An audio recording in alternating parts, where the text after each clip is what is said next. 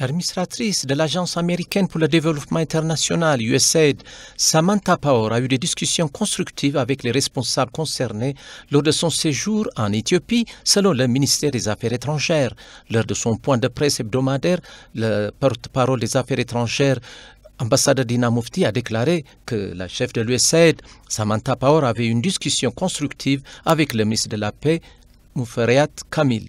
Elle a également décrit les activités destructrices du groupe terroriste IPLF qui ont bloqué l'aide humanitaire et provoqué des déplacements dans les régions voisines d'Afar et d'Amara.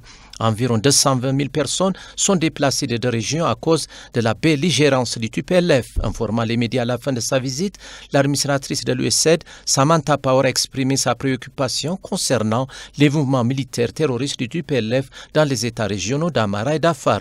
Au cours de son exposé, la porte-parole des Affaires étrangères, ambassadeur Dina, a déclaré que le secrétaire général adjoint aux affaires humanitaires et coordinateur de secours d'urgence, Martin Griffiths, s'était entretenu avec le Premier ministre Abiy Ahmed, le vice-premier ministre et ministre des Affaires étrangères de Mekonnen et d'autres responsables gouvernementaux chargés des questions humanitaires, situation dans le pays, en particulier dans la région du Tigray. Le vice-premier ministre et ministre des Affaires étrangères de Mek a déclaré au chef humanitaire de l'ONU que le groupe terroriste TPLF a choisi la voie de la violence et des conflits au point de recruter les enfants pour porter les larmes malgré le cessez-le-feu unilatéral déclaré par le gouvernement fédéral. Cette semaine, le vice-premier ministre a également eu une conversation vidéo en ligne avec le ministre des Affaires étrangères du Canada, Marc Garneau, sur la situation au Tigray.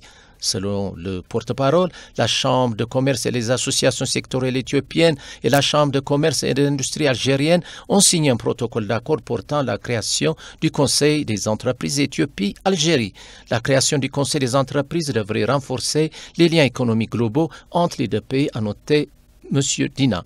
Parlant des activités menées dans la diplomatie centrée sur le citoyen au cours de la semaine dernière, la diaspora éthiopienne a continué d'étendre ses contributions financières aux guerres.